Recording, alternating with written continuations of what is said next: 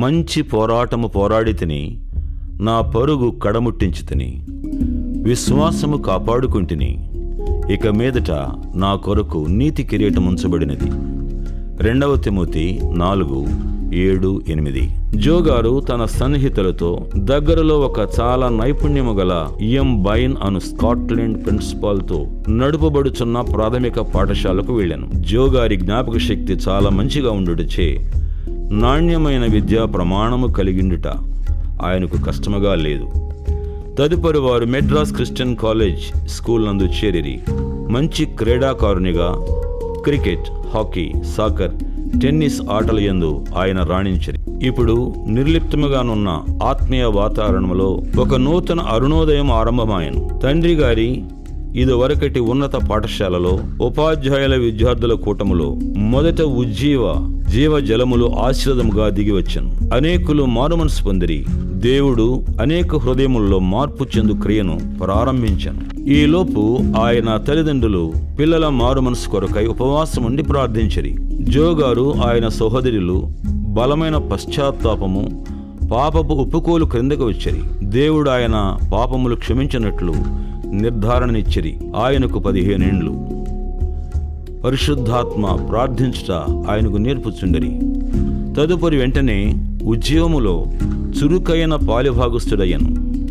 ప్రారంభములో ప్రార్థన గదిలో మౌనమైన సేవయే ఆయన పని. విద్యా సంవత్సరం ముగిసేసరికి కుటుంబమంతయు ఒక ఉద్యోగ సభకు తండ్రితో వెళ్ళిరి. దేవుని ఆత్మ బలమైన శక్తితో సమూహములపై దిగెను. ఆయనలోని ఈ బలమైన శక్తి ప్రవహించెను.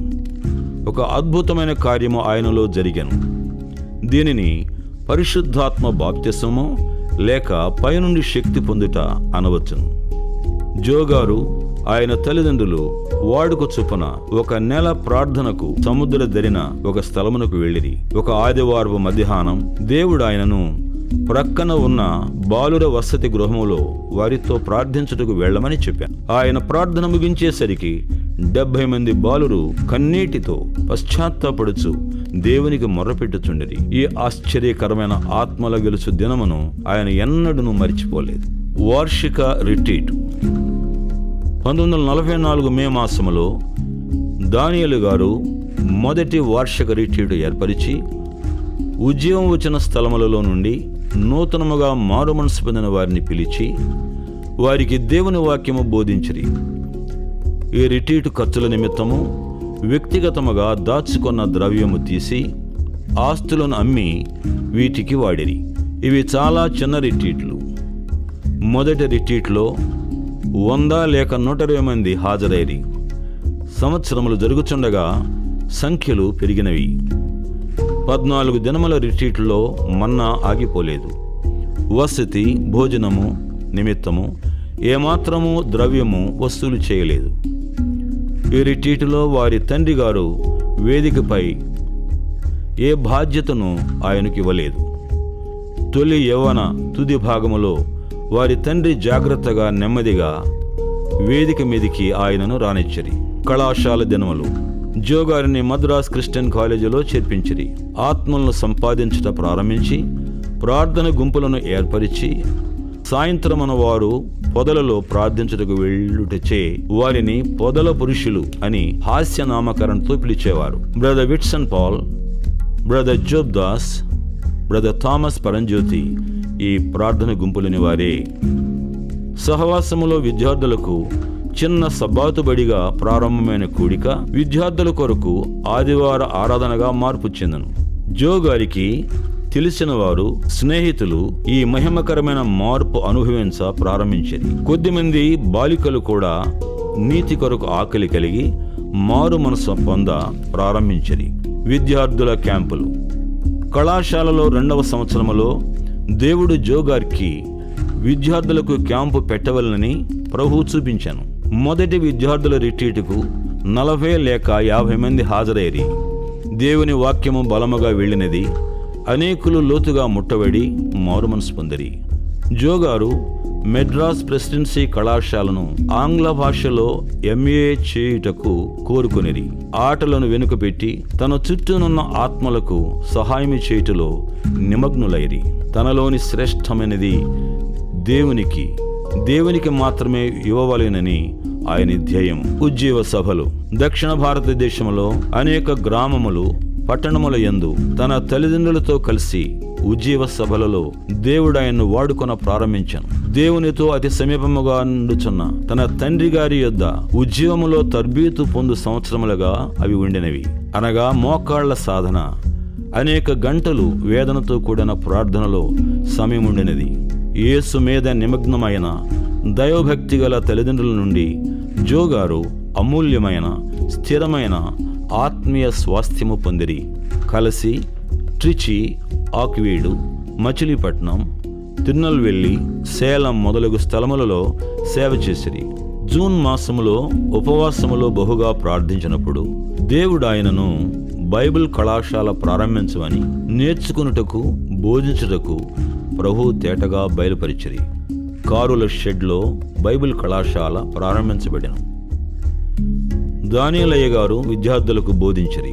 ఇంగ్లాండు దేశములో వేదాంత విద్యను అభ్యసించి సహోదరుడు విట్సన్ పాల్ గారు ఈ ప్రబోధంలో సహాయకులుగా ఉండిరి. ప్రారంభము నుండి ప్రవక్తలను సిద్ధం చేసి నిస్వార్థపరులను దేవుని ప్రేమతో శక్తితో నిండిన వారిని పంపవలనియే ఆయన గురి. మృతమైన సంఘములను మేల్కొల్పుటకు దేవుని తన తండ్రికి ఉద్యమించట ద్వారా వాడుకునెను. దక్షిణ ఇండియాలో ఉద్యమం వ్యాపించి వేలాది మంది మేల్కొల్పబడి మారుమనసు పొందిరి. ఈ క్రొత్తగా మారిన వారు వాక్యము ద్వారా, వాంగ్మయము ద్వారా పోషించబడే విశ్వాసములో కట్టబడాల్సిన వారయుండిరి. గనుక గొప్ప ఉద్యమములో వాడబడిన దైవజనుల జీవితములు తయారు చేసి చౌక ధరకు వీరికి లభ్యమగునట్లు చేయవలనని దేవుడైన హృదయంపై భారముంచరి. వాంగ్మయ సేవ ఉద్యోగము వ్యాపించుటకు, వ్యక్తిగత ప్రార్థనలో దేవునితో నడుచుటకు సహాయపడాను. ఇంగ్లాండ్ దేశమునకు వెళ్ళు కొన్ని మాసముల ముందు డాక్టర్ లిల్లమ్మ గారిని జాషువా డానియల్ గారికి వివాహ నిశ్చయితార్థం జరిగింది. వారి సహోదరి కమలా గారు తాను భద్రపరుచుకున్న ద్రవ్యమంతా ఇంగ్లాండ్ వెళ్ళుటకు ప్రయాణాల ఖర్చులకిచ్చిరి. ఆగస్టు 1958లో విమానమెక్కి పాశ్చాత్య దేశములకు ప్రయాణమైరి. రీస్ హవెల్స్ గారు స్థాపించిన వేల్స్ బైబిల్ కళాశాల వారు దర్శించిరి. అతడి సిబ్బంది విద్యార్థులకు ఏర్పరిచిన కొన్ని కూటములలో వారిని బోధించవలనని వారి కోరిక. తదుపరి బిర్కెన్హెడ్ నందు ఇమాన్యుయల్ బైబిల్ కళాశాలలో 2 నెలలు కొద్ది కాలము వారికి దొరికెను. ఎరిక్ హెచ్చింగ్స్ అను అద్భుతమైన దైవజంతో కలిసి సేవ చేయగలిగినారు. వీరిని కొందరు బైబిల్ గ్రహం ఆఫ్ ఇంగ్లాండ్ అని పిలిచేవారు. వేదికకు ఎల్లప్పుడూ 1 లేక 2 జేబు రుమాళ్ల వేదికపైకి తీసుకుని వెళ్ళుటకు జాగ్రత్త పడేవారు. ప్రపంచములో అనేక ప్రాంతములలో ఆత్మీయ ఎడారులుగా ఉండుట వల్ల ఆయన తన కన్నీరు ఆపుకోలేకపోయేవారు. గనుక దేవుడు ఆయనను జర్మనీలో అనేక ప్రాంతములలో బలముగా వాడుకొనెను. రెవరెండ్ డంకన్ క్యాంబెల్ గారు ప్రిన్సిపాల్ గానున్న బైబిల్ కాలేజీ నందు వారు ప్రసంగించిరి. హీబ్రడీస్, ఉత్తర ఐర్లాండ్, ఇవియు మరియు వేల్స్ లో వారు ప్రయాసపడిరి. కొన్ని నెలలు ఐరోపాలో సేవ చేసి అమెరికాకు బయలుదేరిరి. పలు పట్టణములందు వీరు ప్రయాసపడిరి. చివరగా 14 నెలల తదుపరి ఇండియా తిరిగి వచ్చిరి. 1959 డిసెంబర్ 29న దైవ భయము కలిగిన వైద్య డాక్టర్ అయిన ఒక యవన బాలికను వివాహము చేసుకునిరి. దేవుని పరిపూర్ణ చిత్తములో స్పష్టముగా ఆయన నడుపబడిరి. కాగా దేవుడు తన ఐశ్వర్యము చొప్పున క్రీస్తు యేసునందు మహిమలో మీ ప్రతి అవసరమును తీర్చును. ఫిలిప్పీ 4:19. ఇదే ప్రభువు ఈ సంవత్సరములన్నిటిలో జరిగించిరి. తిరిగి విదేశమునకు 1960 మే 28న తిరిగి లండన్కు ప్రయాణమైరి. ప్రఖ్యాత బ్లెంగ్ హాల్ నందు జరిగిన 1 నెల జరుగు బ్రింగిన్ హామ్ క్రుసేడ్ నందు సహాయపడుటకు ఎరిక్ హచ్చింగ్ గారిచే వారు ఇంగ్లాండ్కు ఆహ్వానించబడిరి. ఉత్తర ఐర్లాండ్కు 8 మైళ్ళ దూరంలోనున్న ఎనిస్కెలెన్ అనుచోట క్రిక్కిర్చిన 800 ఐర్లాండ్ ప్రజలతో జోగారు ప్రసంగించిరి. బ్రదర్ డంకన్ క్యాంబెల్ గారితో కలిసి సేవలో పాలు పుచ్చుకుని భాగ్యము వారికి దొరికింది. ఇదే డంకన్ క్యాంబెల్ గారిని వేదికపై చూచే మొదటి అనుభవం. ఆయన బోధలో ఎలాంటి ఒరవడి బలము ఆయన అగుపరిచినారు. తదనంతరము జర్మనీలో జోగారు సేవ కొనసాగించిరి. 1960 డిసెంబర్లో మద్రాసునందు వారి జ్యేష్ఠ పుత్రిక ఎలిజబెత్ ఆన్ జన్మించను. దానిలయ్య గారు 5 మందిలో మొదటి 2 చూడగలిగినారు. పిల్లలను ఆరాధించేవారు. వారు ఇంకను పసిబిడ్డలు ఉండగా వారి కొరకు ఎంత ప్రార్థించను. నిజమే, ఎల్లప్పుడూ పయనించు కుటుంబానికి ఎంతో ఒత్తిడులు, అసౌకర్యములు, అనిశ్చయత పరిస్థితులు ఉంటాయి. ఈ విశ్వాస పరీక్షలు మరి ముఖ్యంగా ఒక సువార్థికుని భార్యకు మరి ఎక్కువ ఉండును. డాక్టర్ ఎరిక్ హచ్చింగ్స్ గారు ఒక కష్టతర చీకటి ప్రాంతానికి వీరి సేవల అవసరమని వర్తమానం పంపిరి. బ్రైటన్, సస్సెక్స్ నందు సభలు ఏర్పాటు చేయబడను. ఈ సభల సిద్ధపాటు కొరకు దేశవ్యాప్త ప్రార్థనలు జరిగించుటకు జోగారు పిలువబడిరి. సువార్త ఆసుపత్రి. ఈ సేవ తదుపరి ఇండియాకు వచ్చిన తర్వాత ప్రఖ్యాత శస్త్రవైద్యుడు, అద్భుతముగా మార్పు చెందిన డాక్టర్ జయసింగ్ గారి గృహము రాయపురంలో వారము జరుగు కూటములకు స్థానమైనది. రోగులకు వైద్య సహాయముతో పాటు దినదినము దైవవాక్యం అందించబడుచుండెను. ఈ ఆసుపత్రిలోని గాస్పల్ క్లినిక్ అని మేము పిలిచేవారము. డాక్టర్ జయసింగ్ గారి క్లినిక్ దూరము నుండి ప్రజలను ఆకర్షించుచు ప్రఖ్యాత సువార్త ఆసుపత్రి అనేది. రాయపురంలో జరిగిన సువార్త సభల ద్వారా అనేక ఆత్మలను ప్రభువు రక్షించెను. ఆయన నామము మహిమపరచబడెను. దానిలయ్య గారు ఒక ప్రత్యేక విధముగా నిర్విరామముగా ఉద్యోగ సేవ చేసిరి. ఆయన దివారాత్రములు సేవ చేసిన విధానము 18-19వ శతాబ్దములో కూడా చూడబడలేదని చెప్పవచ్చు. అటివారు బహు కొద్దిమంది మాత్రమే.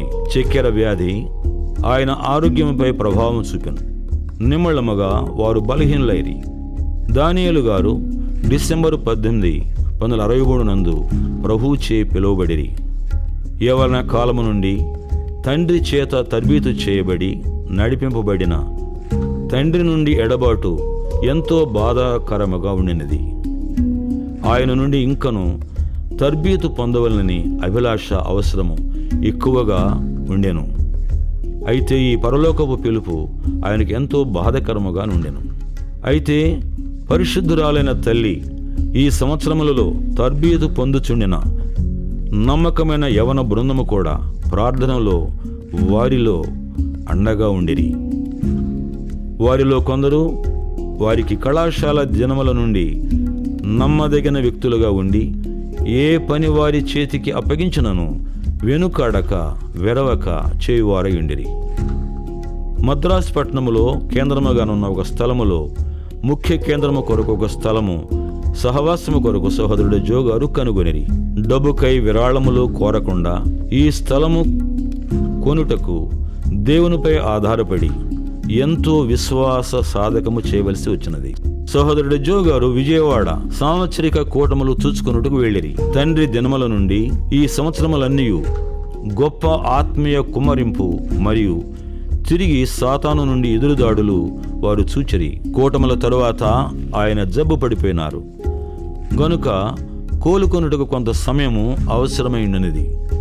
6000 అడుగుల ఎత్తున ఉన్న నీలగిరి కొండలపైని కూనూర్ ముఖ్య కేంద్రంలోనున్న అనేక ఒత్తిడులు సందర్శించే అనేకుల నుండి నెమ్మదిగా ప్రశాంతముగా నుండు స్థలము. ఆయన చిన్న కుటుంబముతో కూనూరు వెళ్ళుట వల్ల బలము తిరిగి జోగారు పొందుకున్నారు. 5 సంవత్సరములు రాగానే పిల్లలు ఒకరి తరువాత మరొకరు మిషనరీ స్కూల్ పిల్లలకున్న మా అద్దె కుటీరము నుండి 100 గజముల దూరంలోనున్న పాఠశాలకు వెళ్ళుట మొదలుపెట్టిరి. ఈ జిల్లా ముఖ్య పట్టణము ఊటీ 7000 అడుగుల ఎత్తులో సౌందర్యముగా ఉండును. తరచూ వచ్చు సందర్శకుల భారము ఆయన హృదయంపై నుండి ఒక స్థలము కొరకై ఎంతో ఆవశ్యకత ఆయన గమనించను. 500 మంది పట్టు చెక్క గుడారము వారు నిర్మించిరి. తదుపరి ప్రఖ్యాత వనమునకు దగ్గరనున్న స్థలము కొని ఒక హాలు కట్టుటకు దేవుడు ఆయనకు సహాయం చేసెను. నేర జాతి ప్రజల మధ్య సహోదరుడు జో గారు అతడుకు చేరినప్పుడు ఆయన ఎన్నడూ చూడని దృశ్యములను చూచాను. నివాసములు అతి దయనీయ స్థితిలోను, మట్టి గోడలతోనూ, చిన్న గుడిసెలు. అతడి ప్రజలు వ్యాధి బాధలతో బహు బలహీనులుగా ఉండిరి. చాలామంది బాహ్యముగా, మానసికముగా మతిలేని వారిగా, స్త్రీలు సహితము గట్టిగా పోట్లాడు వారిగా కనబడిరి. అతడి దేవుని బలమైన శక్తి నిరూపించబడెను. అక్షరాల వారు నేలను పడద్రోయబడి వారి పాపముల విషయము బహు పశ్చాత్తాపడుచుండిరి. ఆ కూటముల్లో అనేకులు రక్షించబడిరి. త్రాగుడు, దుర్వ్యసనములతుకు బానిసలై వృద్ధాప్యములో కూడా నిర్భాగ్యులైన వారి ఆ పరిస్థితి సువార్త ద్వారా మొత్తము గ్రామము ఎంతో మార్పు వ్యత్యాసముగా చేయబడినది. పొదుపు, కష్టించి పనిచేయుట, అభివృద్ధి కనిపించ మొదలాయను. ప్రతి సంవత్సరము జరిగేడి కూటములలో గొప్ప ఆత్మీయ కుమ్మరింపు అనుభవమాయను. అతి తక్కువ సమయంలోనే ఉద్యమం వల్ల క్రొత్తవారు, సందర్శకులు 2-3 వేలుగా పెరిగి వారు ఆసక్తితో వాక్యము వినేవారు. ఆయన తండ్రి అన్ని వైపులా నిజ ఉజ్జీవ ఫలములు చూచి బహుగా సంతోషము చెందను. ఈ సహవాసంలో మనకు ఉండినటువంటిది అలాంటి ఐశ్వర్యం. ఆత్మను వెతికేటటువంటి ప్రజలు ఫలములు చూచి బహుగా సంతోషము చెందను. 1963లో వారి తండ్రి చివరిసారిగా దీనిని దర్శించి ప్రసంగించిరి. అప్పటి నుండి ఈ 50 సంవత్సరములలో ప్రజల సంఖ్య త్వరగా పెరిగెను. ప్రతి సంవత్సరము కొరతగాని దైవశక్తిచే వేలాది మంది ఆశీర్వదించబడినారు, మార్చబడినారు.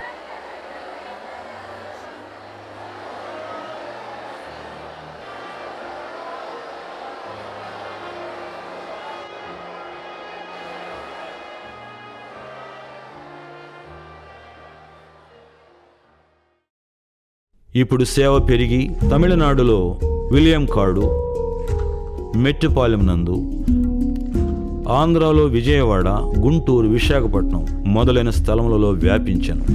సముద్రములో దాదాపు సమాధి. సహోదరుడు జో గారు, ఆయన కుటుంబము 27 దినముల సుదీర్ఘ ఓడ ప్రయాణము ఫ్రాన్స్లోని మెర్సిల్లిస్ వెళ్ళుటకు ఫ్రెంచ్ ఓడ కాంబోజ్, కొలంబో, శ్రీలంకల మీదుగా బయలుదేరిరి.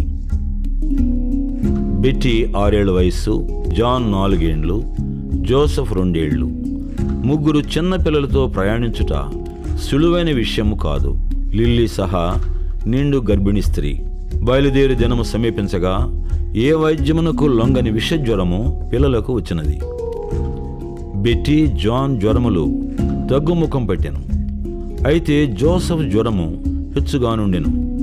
ఓడ పైభాగములో నడుచుచు ఆయన దేవునికి మొర్రపెట్టెను. అద్భుత రీతిగా ప్రభు జోసెఫ్ను ముట్టెను. జ్వరము తగ్గెను. సముద్రాగాధములో వారి పిల్లలను సమాధి చేయకుండా దైవహస్తము చూచుట ఎంత ఆశ్చర్యము. స్కాట్లాండ్ గ్లాస్గోలో ఒక ప్రఖ్యాత హాలులో బోధించిన తదుపరి ఆయన కుటుంబము ఇజ్రాయెల్ దేశమును దర్శించిరి.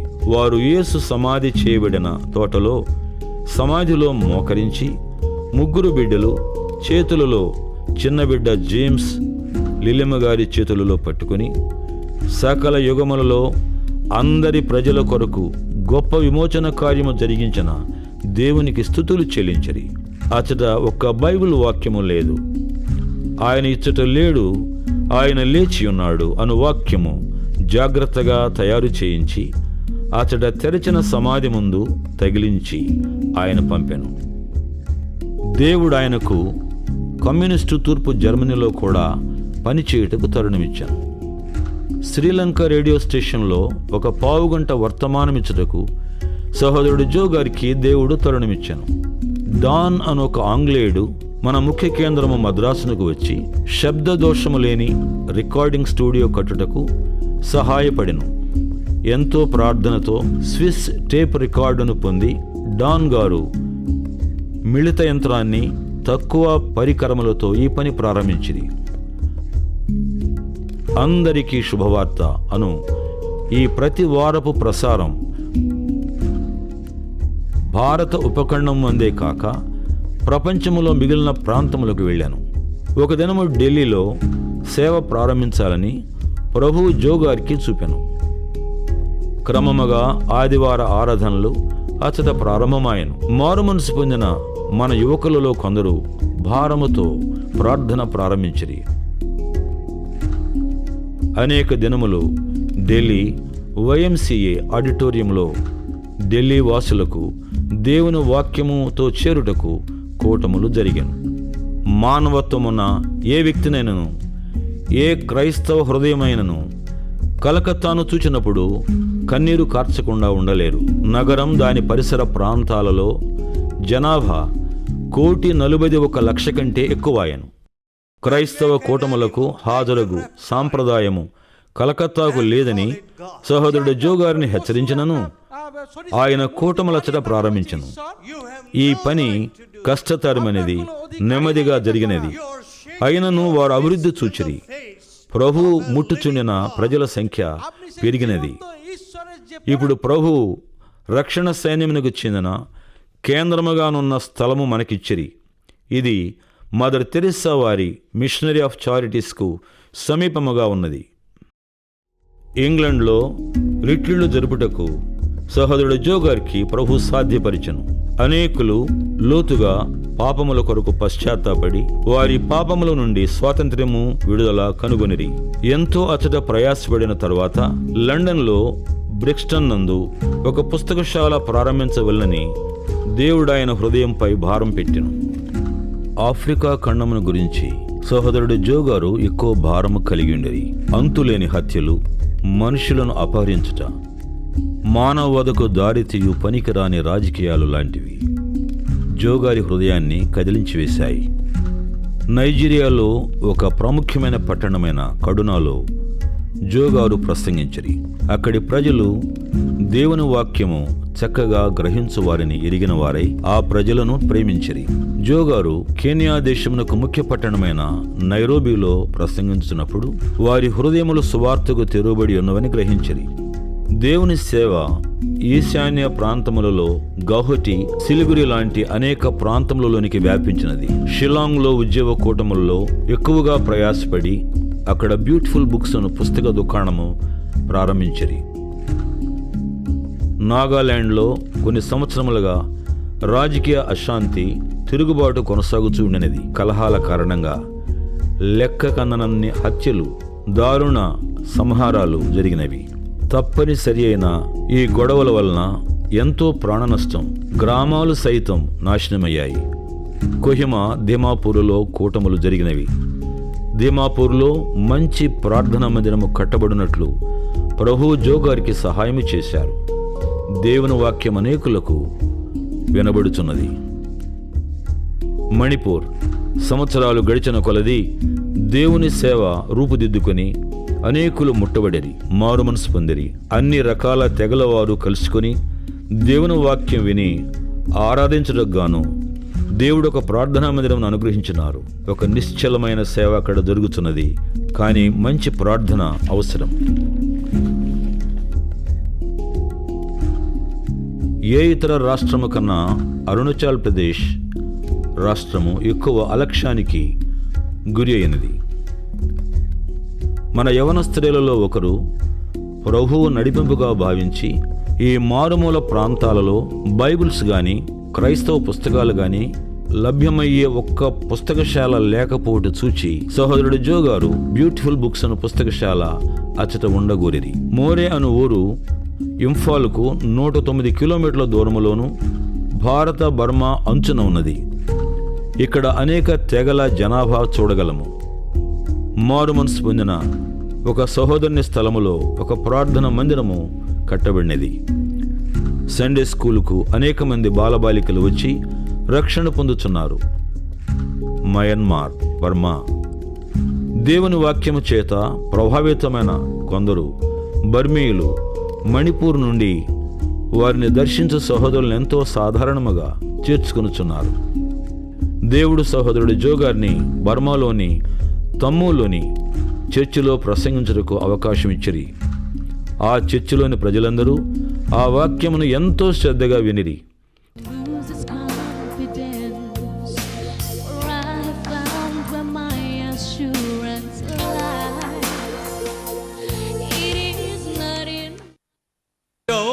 Jesus went to the Gadarenes, ယေရှုခရစ်တော်ဒီဂါရဒပြည်ကိုသွားတယ် the demons had to run away from there.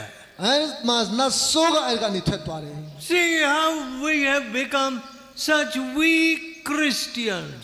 ဒီကနေ့ကျွန်တော်တို့ခရစ်ယာန်တွေအားနည်းနေကြတယ် No power, တကောမရှိကြဘူး no prayer, အဲဆုတောင်းခြင်းမရှိကြဘူး no holy living, အဲကျွန်တော်တို့တန်ရှင်းသောအသက်တာနဲ့အသက်မရှင်ကြဘူး no works of the Holy Spirit, တန်ရှင်းသောဝိညာဉ်တော်လှုပ်ရတဲ့ကျွန်တော်တို့မတွေ့ရဘူး only works of the flesh.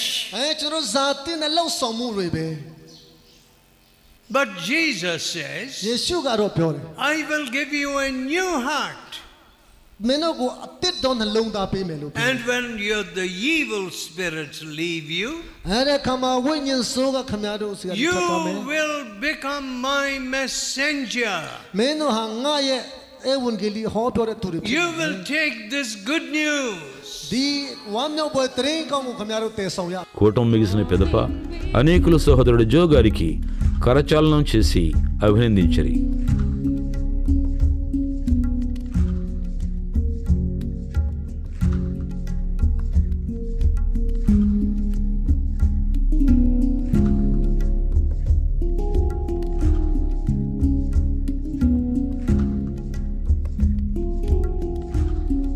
ఉత్తరప్రదేశ్లోని ఒక క్రొత్త స్థలమైన బాన్సీలో నివసించు miss gene బుచెన్ నుండి సహాయం కోరుతూ సహోదరుడు జో గారికి ఒక ఉత్తరము వచ్చినది.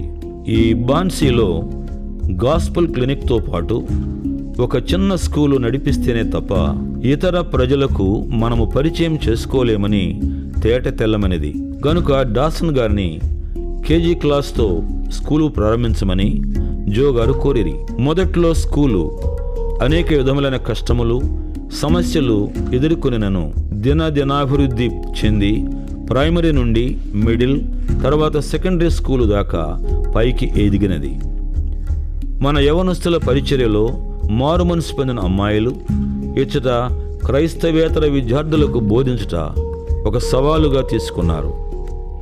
కేజీ క్లాస్తో మొదలైన మన స్కూలు ఇప్పుడు హిందూ ముస్లింల కుటుంబాలలోని తెలివిగల యవన బాలికలతో 10వ తరగతి వరకు వృద్ధిలోనికి వచ్చినది. దక్షిణ అమెరికాకు పిలుపు. గయానా. జార్జ్ టౌన్ గయానాలో డిసెంబరు 1990లో సహోదరుడు జో గారు 4 రోజుల కూటములలో ప్రసంగించిరి. అప్పుడు గయానాలో రేడియో సేవ ప్రారంభించుటకు ప్రభు కృపనిచ్చారు. సహోదరుడు జో గారు జార్జ్ టౌన్లో ఉన్నప్పుడు సరి అయిన డాక్టర్ లేక అన్నీ సిద్ధంగా ఉన్న పిల్లల ఆసుపత్రులను గురించి విన్నారు. కర్ణాటకలోని టుంకూరులో డాక్టర్ డానీ ఆయన భార్య డాక్టర్ ఎస్తేర్ చాలా మంచి సేవ కట్టుతూ ఉండినారు. ఎప్పుడైతే సహోదరుడు జో గారు ఈ క్రొత్త ప్రాజెక్ట్ గయానా గురించి తెలియపరిచారో డాక్టర్ డానీ ఆ ప్రదేశమేమీ తెలియకపోయినప్పటికీ వెంటనే తన ఇష్టాన్ని తెలియపరిచినారు. చాలా సంవత్సరములుగా ఆయన తన కుటుంబముతో ఇక్కడ పరిచర్య చేశారు. అక్కడ జరిగిన ఉద్యోగ కూటములను ప్రభువు దీవించినారు. దయములచే పీడించబడిన అనేకులు విడుదల పొందిరి. మన కార్యక్రమము గయానాను గొప్పగా హెచ్చించుట అనునది అనేక వీక్షితులను ఆకర్షించినది. గయానా ప్రక్కనే ఉన్న డచ్ భాష మాట్లాడు సురినామ్ దేశము చేరుటకు గురించి సరైన శ్రద్ధ వహించలేదని, విశ్వాసం చాలా స్వల్పమని ప్రభు జో గారికి తెలియచేశారు. వెనెజువేలా. ఇచ్చట మన ప్రియ ప్రభు సహోదరుడు జో గారు అనేక సార్లు దర్శించి పరిచర్య చేయుటకు కృప ఇచ్చి ఉన్నారు. జో గారు తన 30 ఏళ్ల వయసులోనే నేపాల్ను దర్శించినారు. ఆ దర్శనముతోనే అట్టి కఠినమైన పొలములోనికి మన యవనస్తులను పంపగోరిరి. డాక్టర్ కరుణాకరన్ ఆయన భార్య నేపాల్లో పరిచర్యకై పంపబడిరి. 13 సంవత్సరముల తక్కువ కాకుండా పరిచర్య చేసిరి. వారి తర్వాత బ్యూలా గార్డెన్స్ లో తద్బీతు నొందిన ఒక యవనస్తుని వారి భార్యను నేపాల్కు పంపిరి. అక్టోబర్ 2010లో సహోదరుడు జో గారు ఆ సామాన్య పేద ప్రజలకు విద్య అందునట్లు ఒక చిన్న స్కూలు ప్రారంభించగోరిరి. ఈ ప్రయత్నము దేవుడు దీవించుచున్నారు.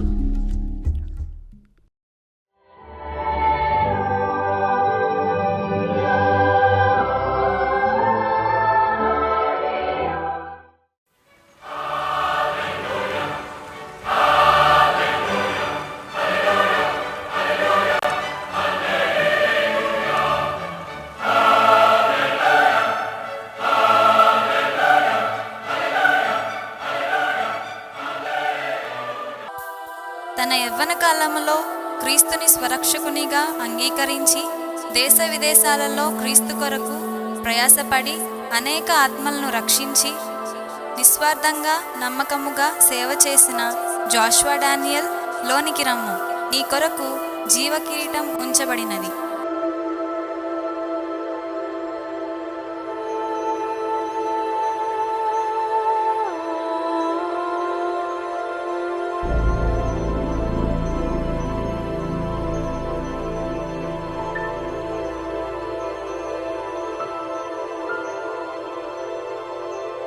అన్ప్రాఫిటబుల్ సర్వెంట్ని నాకెంత భాగ్యము.